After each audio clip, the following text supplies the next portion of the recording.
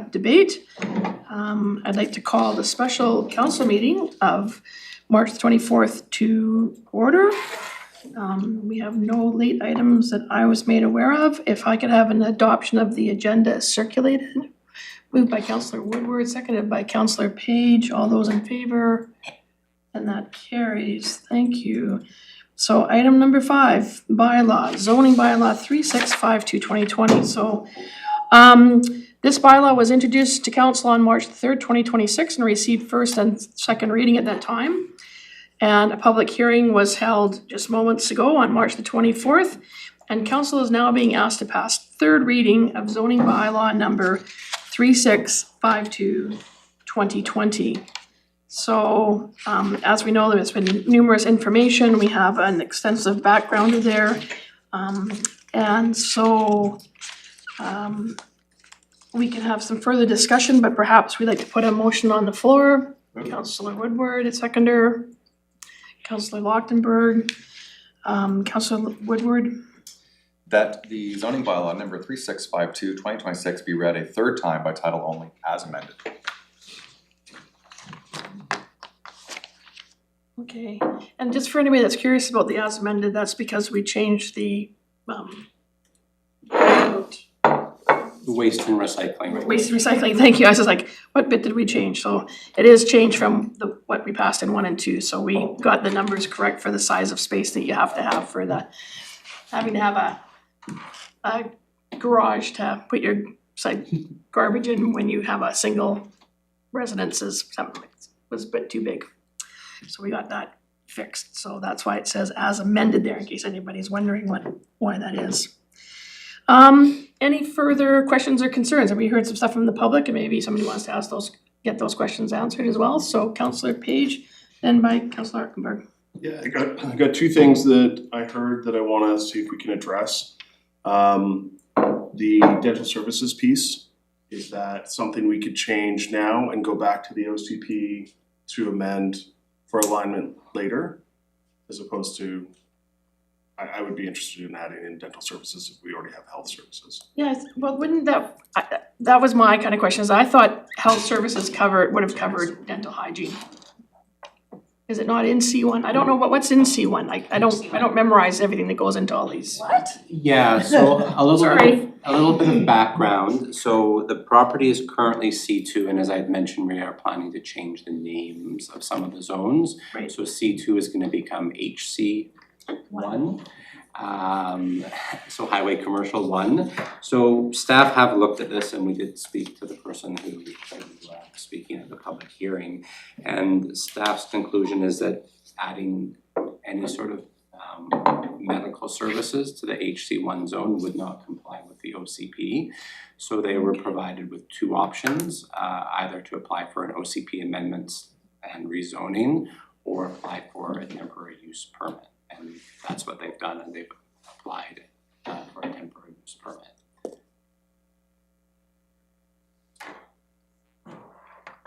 Follow up, Councillor Well, Page? it's up for debate. The question was, can we change it to dental services now and align the OCP after?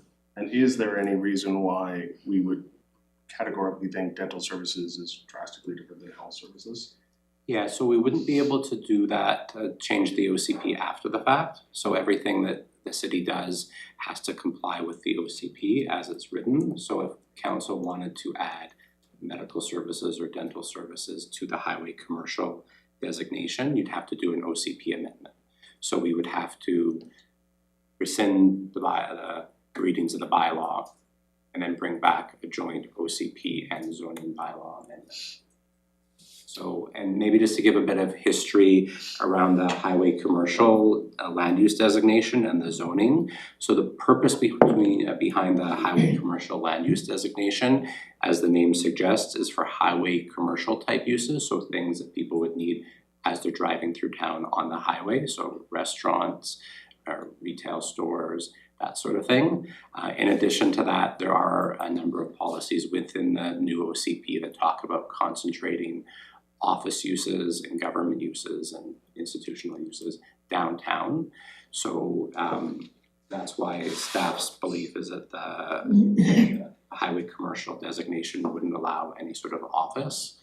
And we've had these sorts of discussions with people in the past who wanted to locate outside of downtown. And we've given them the same sort of answer that we've given tonight, which is that highway commercial designation is not meant for downtown type uses like offices. So we do recognize that this seems like a technicality, but I would maybe also suggest that, after 3 years of public engagement on the OCP and the zoning bylaw, we aren't in a position to support changing the OCP so quickly.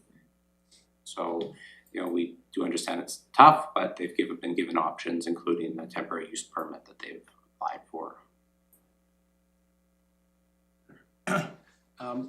Yeah, maybe as, I think this particular situation will be dealt with the temporary use permit that gives, space to look at this more holistically, what kind of services should be in a highway commercial, should it be health services and others, so I would suggest allowing, the OCP or the zoning bylaw to move forward, and have a more wholesome look at whether you wanna make changes, and it might not just be dental hygienists, it might be some other things that council might feel is warranted for that area. Anyway, that would be my suggestion. It sounds like this particular situation is gonna be dealt with on a temporary basis and gives you that space to look at this more holistically. Councillor Payne. Oh, sorry, Councillor Lechtenberg, then Councillor Payne. So on that same topic, so just so I'm very clear, the existing offices that are along the highway are like, let's say they switched use, somebody sold it and bought it, like would they could they continue to be an office? Because some buildings are designed to be offices, so to switch the use after the fact would be pretty. It would depend on the situation. So if the property is zoned HC1, they would not be allowed to move in a new dental clinic or office. So not all the properties along Nelson Avenue and Anderson are HC1. So it really depends on a case by case basis. So I know, for example, there's a dental clinic on Nelson Ave and I forget the name of it. Elwyn. And that property is actually residentially zoned, and they've just historically been grandfathered or legal non-conforming for many, many years. Right. So it's difficult to answer your question because it depends on the individual property and what the zoning is. And Right, so then if I'm understanding correctly, then the buildings that are clearly an office or maybe they're in that marginal zone, like they were kind of designed to be office, maybe they could be something else, but they're really currently and probably were meant to be an office. Then you went through and you like, okay, well, this one will carve out, that one will be zoned residential or commercial, so I'm assuming it's kind of a bit of a pockmark or patched zoning along the. Well, so what I would do is refer council to page 106 of the draft zoning bylaw, and there's quite a few things in there. So like we don't actually use the term office within the bylaw, so it depends on what type of office.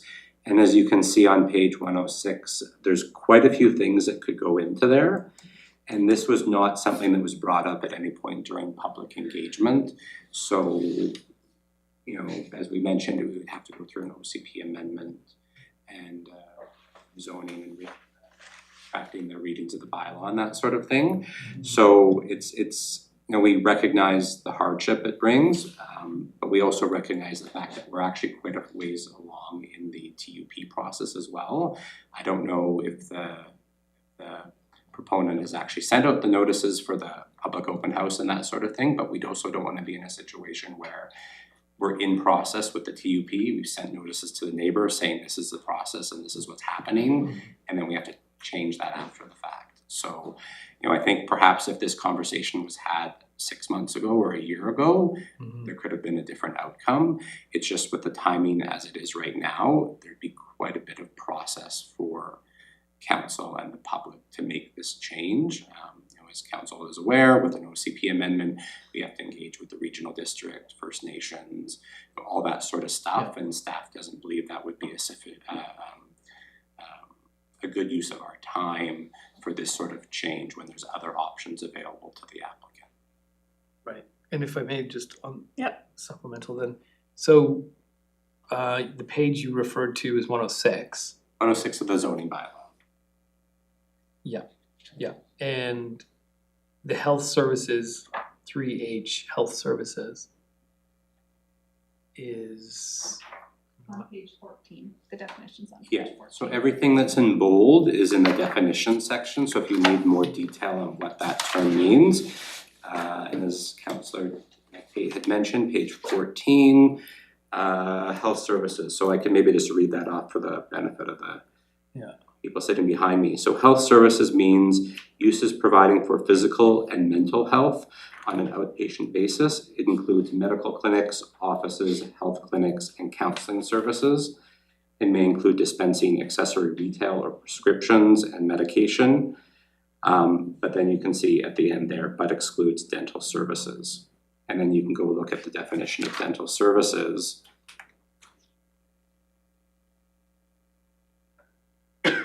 Dental services means a use where one or more dental practitioners provides services, notably for the diagnosis, treatment, and prevention of human dental disease or injury.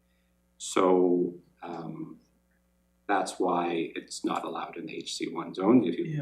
It's a bit of. but I'm just a little, the thing that I'm trying to understand is the argument you made about clustering health services in one area and yet health services are available in the highway zone. What's the rationale to separate it this way? Is it the fact that some of those health services you referred to are generally drive up or something? Like what's the? The reason is that health services used to be combined with medical and dental.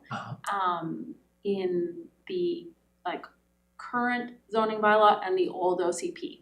The engagement from the community was we need more doctors and we want more small scale medical clinics available. So based on that, we separated out those two definitions and allowed medical offices in this zone. So that's what the change is for. We did not hear that same sort of, and it was really just supposed to be for small clinics. That was kind of the idea, not like a big clinic. We also have other OCP policy that we really want to keep our downtown strong. And we actually do get quite a few inquiries from dental clinics wanting to move out of the downtown. So, that's just kind of the balance that we had there. And I know, and I understand that it feels very similar, and it's a bit of a nuance based on kind of the community engagement that we got during the OCP. Right, yeah, I hear you, and I hear the difficulty, and I hear all of that. Yeah. I'm just not, the rationale isn't clicking, so I wouldn't know how to explain it to somebody about why we're doing this. Right. So that's the part that I'm missing. I think the gist of it was we're struggling with doctors, open it up broader. In the ideal world, we probably wouldn't do that, but because we have this problem with attracting doctors, we're saying you can go wherever you want, is sort of the rationale. Right. Because of a problem with doctors, not because that's how we want to plan our city. That's the rationale that I'm hearing, and that's what they heard from the public. Why would you restrict areas where doctors could set up clinics? We should just be open door. Right, and you heard from the public as well that the public would like health services clustered downtown? No, I think there's other policies about keeping our downtown strong and keeping sort of those businesses in our downtown. And it was only a specific comments about the shortage of doctors and the lack of medical spaces for them. So that was kind of the nuance, and that's why we separated. We did not hear that same input about dental offices. Right. So. Yeah, no, okay. And so what I'm hearing though is that the current status quo is the proponent that we heard from tonight can get a temporary use permit, so can operate. From the CAO, that creates some more space to revisit this and develop a bigger policy, so, okay. Okay, Put you on the list. Councillor Payne. So the definitions in here are our definitions, they're not best practices definitions from a set that we get from. There's no set of definitions per So se. we've created, the city of Nelson has created this health services, what that definition is and what's included. Yep, you'll find we did look at other bylaws to get those definitions and to review them. Other of our bylaws or other? From Other communities. other communities. So some communities will get very fine grained, generally we don't, in this case we did for the reasons I kind of mentioned before. So no, we always look to other communities and their definitions to come up with ours. Great, thank you, that's what I want clarity on. Thank you, Mayor. Councillor Ward. And just I think also reference point, if I remember correctly, TPUs are, you can do, it's 3 years and 3 years, so you get 6 years, and within that time frame, this could be reworked, but they have an option of 6 years of doing business under that legislation. And that's a good point, Councillor. As you're aware, we have to do an OCP review every 5 years. So that's probably gonna happen in 4 years, Yeah. 3 years from Yeah, now. well, 3 years we ever from get now. it passed, maybe next week. So we will be doing an OCP review at some point during that 3 So there years. could plus be an 3 years. amendment in that process without having to do this massive rejig. It could happen more smoothly. Yeah. Mhm. Okay, thank you. I've got Councillor Tate next and then Councillor Page. I don't believe my hand was up. Oh, I thought I saw you. Okay, I'm just Councillor Page. agreeing and nodding and Okay. doing my general Councillor stuff. Page. Okay, that's workable going forward if we're gonna revisit it in 5 years. If the direction survives, I would be interested in more of the scale of the services. It really kind of highlighted, you wouldn't want a big operation with multiple people running out of it, maybe one of those, a smaller 3 or less crew kind of thing, an employee limit for the size of the operation, whatever the health services, because the last time I say the thing everyone would say, last time I checked my teeth were in my mouth is in my body. I was very curious what Rob was saying around the mobile home pieces, and what restrictions we've brought in over time or have been created over time that makes it more difficult for him to replace units that have been lost, and whether those setbacks and those lot size limits are practical and workable. Because there's only 2 or 3 properties in town like that, and and so it seems like they would really know. And I was really curious of staff feedback from what you heard from Rob when he talked about that. We have, Maybe you were out of the room. Reardon. Reardon? Rob Reardon? No, his first name is Reardon. Oh, I thought it was- Reardon. oh, I'm sorry. Okay. so yes, so as council is aware, we do have a 1977 bylaw on the books. Most of it is no longer relevant because back in the day, the mobile home park bylaws included zoning and engineering servicing and all that sort of stuff. So we took what we could from the 1977 bylaw and put it into the new R5 zone, which is on page 76 of the bylaw. So there's nothing in there that's different than what's in the current bylaw, so we wouldn't see any challenges with putting in a manufactured home in the park. We need a little bit more detail, but as long as they comply with the density and the lot coverage and height and setbacks and that sort of thing, there wouldn't be any issue with them putting in a new. I'll also add, I think maybe there was some confusion, so there's the subdivision requirements, so you need a minimum lot width of 20 meters and a minimum lot area of 20,000 square meters. And I think maybe he was thinking that, for a manufactured home space, you would need 20 meters. I think maybe there was a confusion there. We're happy to follow up and answer any questions that they may have about how this bylaw applies to their property. But I think it might have just been a confusion on how the bylaw is interpreted. Can I ask the staff to follow up with Reardon I and do have his email, and yes, I can follow up. see if there's a process that can be put through to do some temporary uses to if there's really a demand to fill those lots that he thinks he's buried by, it'd be great to dispel that. Mhm.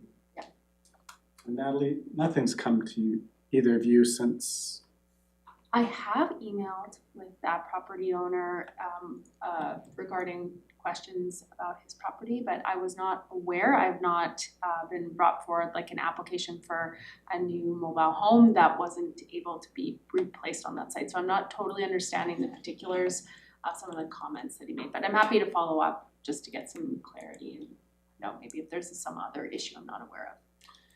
Yeah, we did have a potential tenant, I guess we'll call them, who wanted to place a manufactured home in the park, and they did ask us some questions. But I think there may have just been some miscommunications or confusion, so we can follow up with them and show him the R5 zone. because the mobile home park itself is a property, right? The homes within it are not on lots, they're just on leased land, right? Yeah, the bylaw calls it a manufactured home space, and there's a definition of that. Okay, well, that sounds perfectly Yeah, workable to okay. me. Councillor Payne and then Woodward. I just wanna say how grateful I am for the public hearing process. I have learned some things today because I spent a lot of time with Councillor Woodward and the mayor on the OCP committee and talked to so many people and I was out at the hearings and got so much input.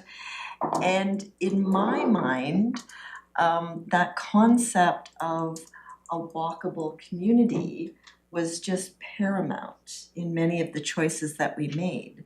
So I would think having a dental clinic included in health services so that people from, especially out in Fairview, would have that 15-minute walkability to get to the services that pretty sure we all require, dentists, dental hygienists, doctors, and I know at one point in time we talked about things like massage therapists and chiropractors and physiotherapists and things like that. So it was just really surprising to me that that wasn't included in there, and I hear the logic and the nuance of how it came to be, but I think it definitely should be one of the highlighted items for the OCP review in whatever year that is. When did we pass the OCP? Was it just last year in 2025? So 2030, I think it really is an opportunity and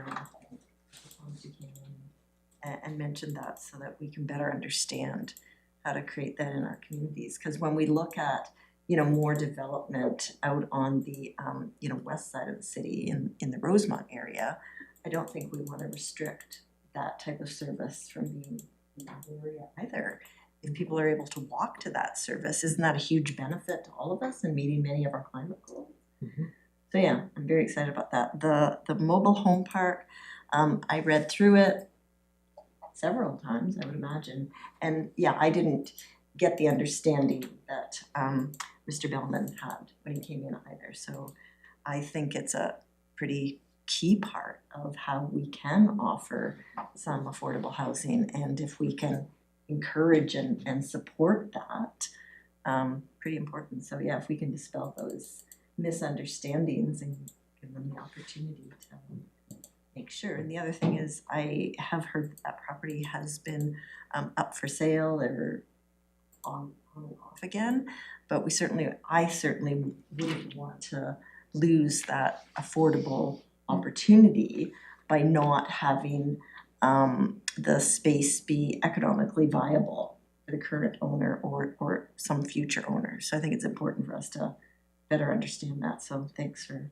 pointing that out. Thank you, Mayor. I was just a little bit curious about this idea of the classic mobile home. And then we have these kind of manufactured homes that are being produced now, actually locally, in Castlegar. And just around if there were other analogs out there where a private business opened up an area of land that was specifically designed for manufactured homes. Because I think there's, in a lot of our minds, there's an idea of like what a mobile home is, but I think that's changed a lot around that you can actually do very quick builds and put them on you're not digging into the ground, you're actually just putting them on, I don't know what you wanna call it, some kind of framework. And you could have a home, and then you're just plug and play, you're just plugging in the electrical and the plumbing, and off you go. And I'm just curious if there's some analogs out there that planning has seen, that, could that be a possibility for developing more affordable homes that, my only concern would be longevity. Like if these manufactured homes and you're not building them on concrete foundations, like I have seen them in Vancouver, they're actually on like steel frame. And they're really quick builds. And then they actually, in Vancouver, they build them right in parking lots and they stack them. And they can get in there and they can build them in like under a year. And you can have 20 units. I've actually toured around one. And I'm not suggesting anything, I'm just curious to know if that would be a way that there could be truly like more affordable homes available, rather than the classic build and you have to wait 2 years for it and it's very, very expensive. So it'd be interesting to hear from you guys. The zoning bylaw does allow pocket neighborhoods, which is kind of, speaks to that. We do have 3 properties that do like our mobile home parks, although I think that's kind of like a bit of an older terminology. The buildings need to be Z240 certified homes or signed up by an architect. But yes, they can provide a more economical option. I think topography is one of our challenges. But yes, it is currently allowed in our zoning. It has been, and it continues to be allowed in our zoning bylaw, with obviously some density limits depending on the zone. Okay, thank you very much. Thank you, Mayor. Over to Councilor Panero. Just off of that, I may have just missed it. Did you address one of the people that spoke about mobile home parks in particular? It seems like a 5-acre minimum for a mobile home park. Is that actually a thing? And because if, like Councilor Woodward is saying, this is some kind of, potentially a solution to a problem that won't seem to go away, that would limit that solution drastically, because there, like, as the gentleman was saying, there's not that many 5-acre parcels of land around here, existing or even possible. Yeah, so I think as I mentioned before, we took what we could from the 1977 bylaw and put it into the R5 zone. So if someone was to create a new lot for a manufactured home park, the minimum lot area is 20,000 square meters, which is, someone can do the math, 20,000 square meters is to acres. At least working faster. No, it's not working. Of course, over acres. But that's the answer to your question. I just don't know the imperial. 20,000 square I can meters is what? 2 acres, 2 acres? 4.94 acres. So Okay, it is 4.94. 5. That's where it came 5 from. acres. So that's where that comes from. Yeah, so that was just something that got brought over from the 1977 bylaw, and because we didn't receive any feedback as part of the public engagement, we didn't change it. Our intention was just to get rid of the 77 bylaw, because there's a lot of things in there that are out of date, and just transfer it into the zoning bylaw. So we just took that 20,000 square meters directly from the 77 bylaw. I would suggest that potentially that is also out of date, just given what has happened since 1977 around here, and so maybe changing that number would be probably not an issue, because we're not faced with a huge amount of people. It's another one to flag for when we review the OCP, because it's now in the OCP. Right. So we're not gonna change, unfortunately, at this, but I mean, we're starting to get a feel for, although it took 2 years to get us to this sort of position, is that at this junction that staff is not recommending any diving into the OCP, but knowing that it would be, but that would, we Can we can flag officially that for, flag it? we can flag For that that process? along with what we put into HC1. I think it's, may I riff? You may. Thank you. I think it's an emerging issue with the new manufactured homes that are different and new, and it's something that other places are looking at already, and we might start to look at it ourselves, especially given it's the 100-mile diet of housing. Natalie, I'll just also add to that, there's 3 properties currently zoned with R5 small scale manufactured home park. And anybody who is coming in and wanted to build a new manufactured home park would have to go through rezoning at that time, and we could address it. So I wouldn't, if somebody came to the front counter and wanted to build one of these, I wouldn't let that size be a limit, because we can always go through the rezoning process. So we're always gonna figure out a solution if there is a proposal that makes sense and aligns with our policy. So Yeah, we can also flag in the this. short term, and in the long term, it's nice that it just is, cause that is I would say I don't know, most people would be more persistent perhaps, but if you just read it and you're like, well, never mind, like that would, anyway, I had a follow-up also. Somebody else mentioned the height situation, and I was just wondering from your perspective, what that, like, why are we doing this if, from, like, as you just alluded to, there's always a solution, and if topography or some sort of crazy situation meant that you needed to be a little bit taller, it seems like there's already a mechanism for that without making it sort of hard-boiled into everything, that everything can just be taller. Am I misunderstanding that? Well, we did not propose changing the height in the R1 zone, which is most of the city. The only thing we are doing is changing, instead of calculating it to the highest point, we're calculating it to the midpoint of the roof, and this will allow more roof variety instead of just getting flat roofs. The bylaw, since we had a zoning bylaw, has always allowed 10 meters for R1 properties. And I think now you're just seeing people using the space to its full potential, and so that's why you're seeing a change.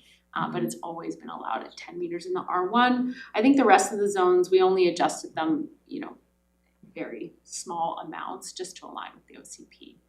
So I don't know if that answers your question. can you put the picture back up? So Council Peril, that they didn't really, It's not the height It's- that's changed, I think what's- but there yeah. will be like, there will be a little bit of creep on the to height. make a steeple on your house all the time, then they could potentially do that. But then you wouldn't know But you don't wanna have a steeple. You don't, see, the whole thing is that I think that the person that spoke at the public meeting is actually concerned at the number of houses that are now being built to the 10 meters that you're allowed to build with a flat roof. Cause that makes buildings boxy and square, right? So when you look at the diagram here, you can see where like that concept of the flat roof gives you, like, your house is taller in theory. Yeah. As opposed to if you have a really nice Roslyn peak, so the snow falls off, and that you've got dormers that if you were to go to the top floor that you tilt your head to get into because you can't stand up because of the pitch of the roof. So they haven't changed they were in the initial one you had at 11, they actually did go up, but then in feedback and everything else during the public consultation thing is it's still the 10 meters, just a little bit different on how you measure it from corner to corner. Okay, I just along with all this stuff, it's like, if people push the limits, which they want to do, then we end up with a lot of. Flat roof houses. There.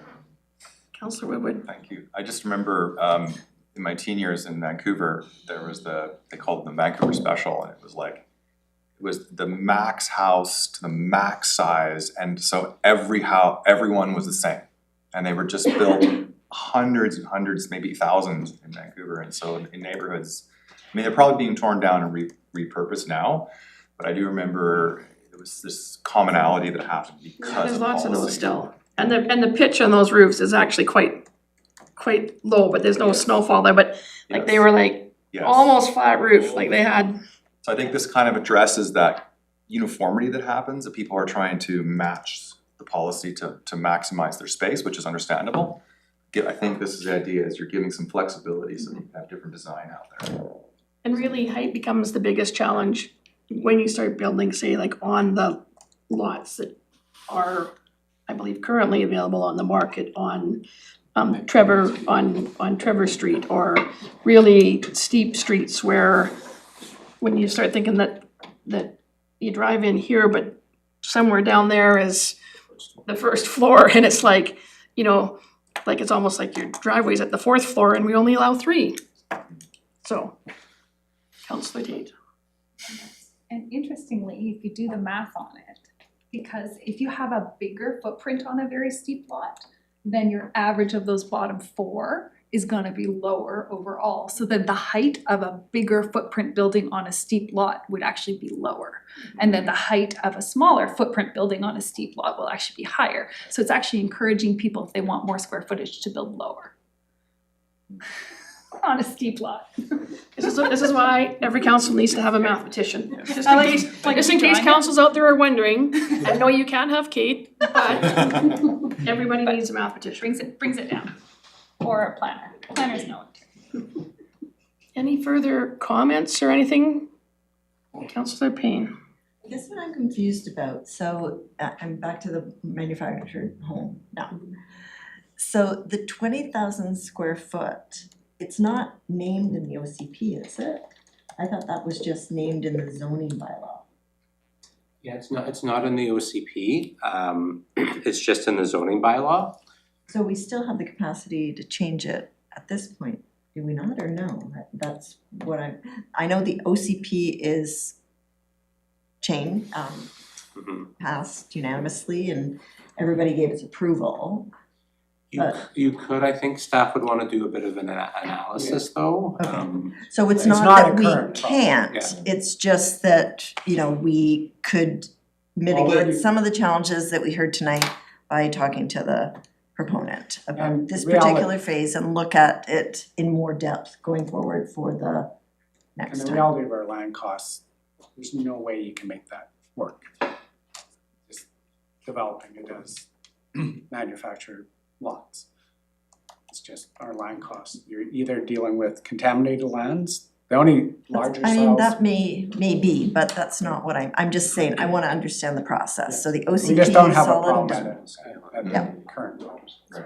But we could, if we wanted to at this point, change the 20,000, we Yeah. just, But because we it, just do it randomly and pick a number or? No, I don't wanna do anything randomly, I don't think that's our job, I think we need to do it with So can we should just thoughtful- move on with the zoning bylaw and you guys But I want- just wanted clarity, the numbers in the zoning bylaw are not stated OCP. specifically in the OCP, There's that's no- what the zoning bylaw is for.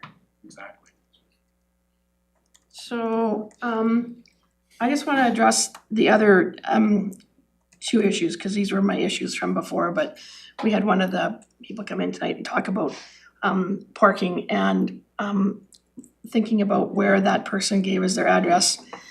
I would imagine the concern is around a project that's already, in the works, and at this time, all of the old rules will apply regarding the off-street parking, so that is unfortunate in terms of that's not gonna change with this zoning, because anything that's in the books and in the works now applies to the old rules.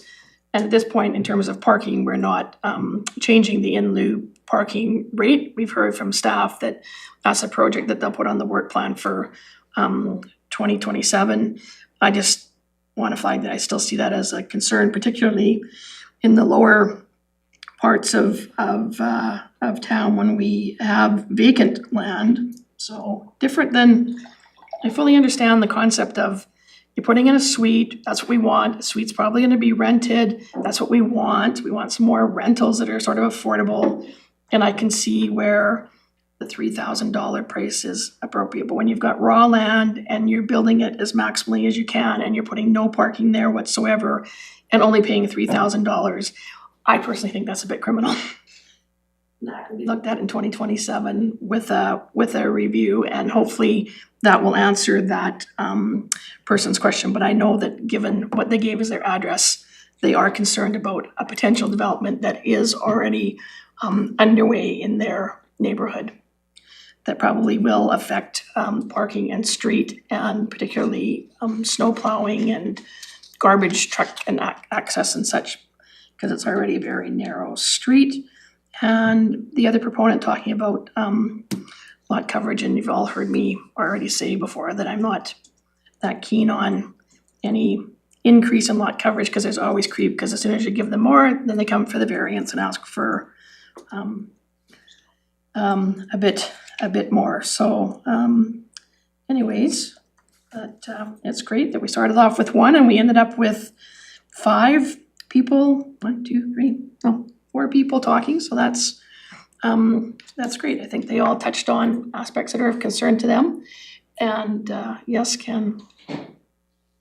So just as a point of a clarification on that person's comment, so if someone was building a market fourplex, they wouldn't be eligible for the 50% parking reduction, which is I think what they had stated. Mm-hmm. If you look at the definitions of purpose-built rental and non-market affordable housing, once you look at those two definitions, the conclusion would be that someone building a fourplex wouldn't be eligible for that 50% reduction.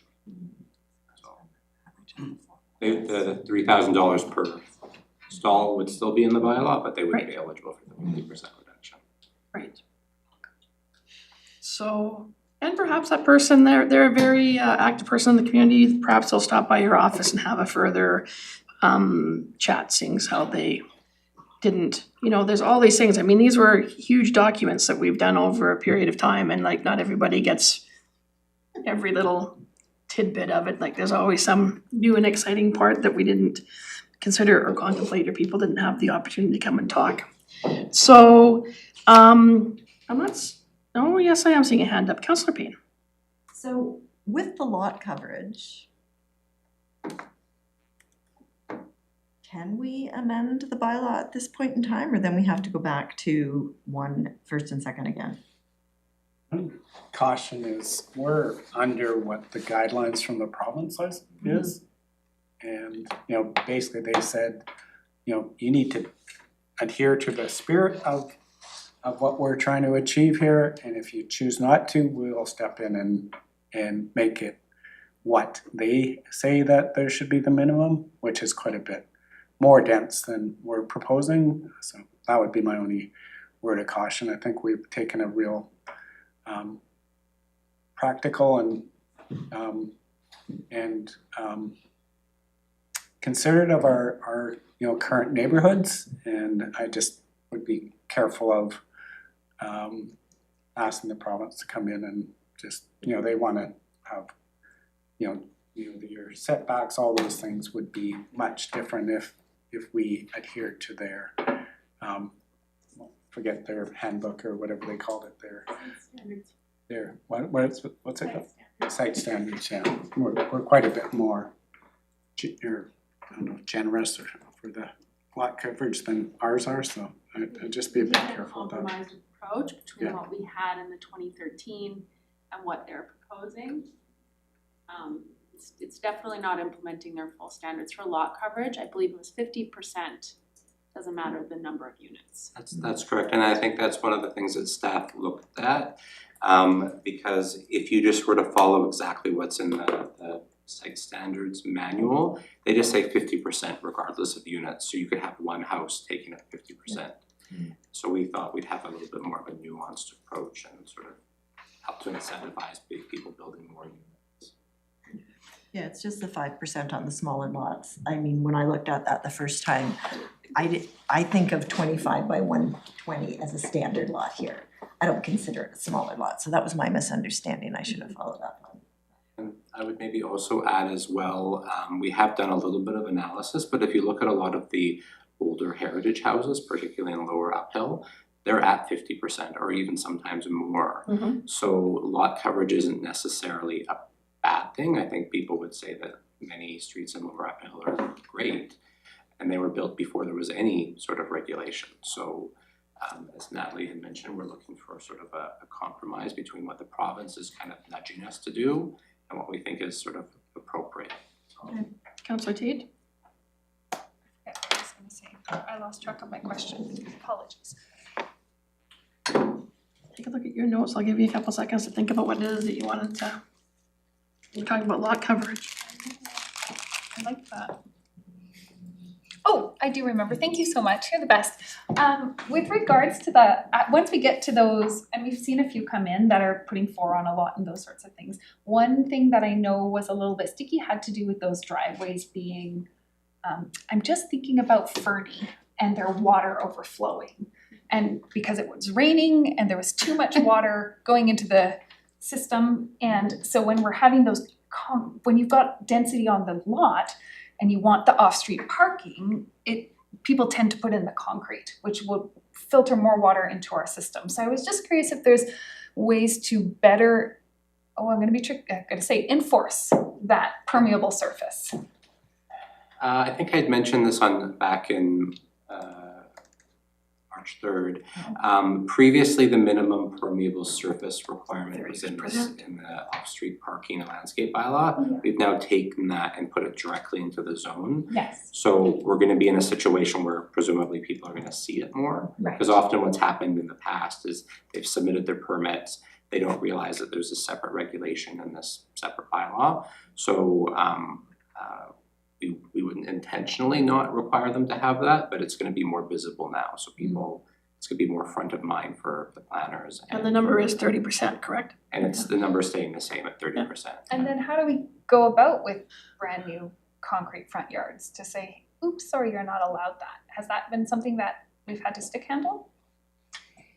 No, if they were gonna do something like that during the building permit phase, we would point that out to them. They'd have to fix it. We would be aware, but likely they would do it after the building permit is closed. And then that would be like a bylaw enforcement issue, and we do complaint basis for the most part. Like, we aren't going around town looking for that, but we would be putting it on their permits, so they would be aware of it. So it wouldn't be just like somewhere in the bylaw that they didn't understand. But over time, I think people aren't, they may not pay attention. So I don't know, maybe it's just we have like the newsletter, and maybe we can do more communications around it and why it's important for our town. So Fernie's an example, yeah. Thank you, appreciate that. Thanks for reminding me about how it got moved. Councillor Payne? So I just want some clarity on that process. So you're saying when they come in with their building permit, they might not show that they're doing a concrete driveway. And then at some point in the process, they will pour a concrete driveway. And it's a bylaw infraction, but it's only if the neighbor calls and says they poured a concrete driveway? If they put a driveway on their plans, and they'll have to allocate parking somewhere. Yeah. We would double check that they have 30% per people, and often that's via email. Like, these are the rules, can you show these on your plans? Because they often don't. At the time that your building permit would get occupancy or final inspection, the building inspector would generally look to make sure that the plans that they submitted conform to what they've done. But after the building permit is closed, the way that we do enforcement is through bylaw complaints, generally. So someone makes a change after After, that's the what I'm trying building, to say. 5 years later, 10 years later. So who would know? They chose, I didn't know that, so. Well, we would get a bylaw complaint, and then we'd go look back at the permit, and if they have done something that's not in that permit, it would become a bylaw ticket, like anything else, yeah. Okay. I think the education is gonna be the bigger tool, and I think people don't necessarily understand that. They think, why can't I pave my yard? So it is an education Zero piece. Yeah. It's yours. Zero Steve, I guess. Okay, councillors, shall I try 3 calls for whether or not there's any further questions?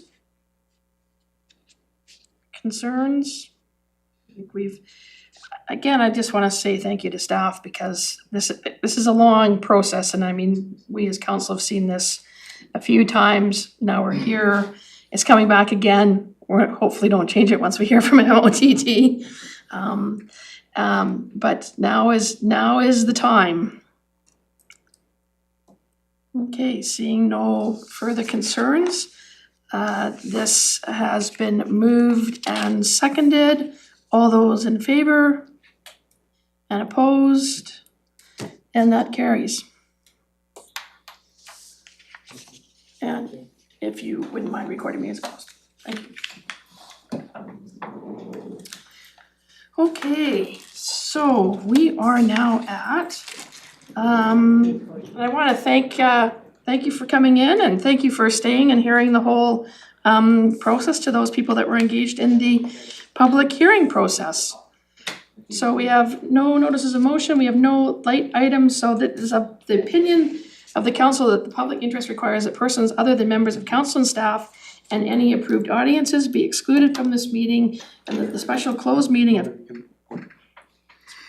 council continue under section 91E of the community charter to deal with matters related to the following: the acquisition, disposition, or expropriation of land or improvements if the council considers that disclosure could be reasonably expected to harm the interests of the municipality. If I could have a mover by Councillor Page, seconded by Councillor Woodward, all those in favor, and that carries. Okay, so just a second, because we have to make sure we're out of the open part of the meeting.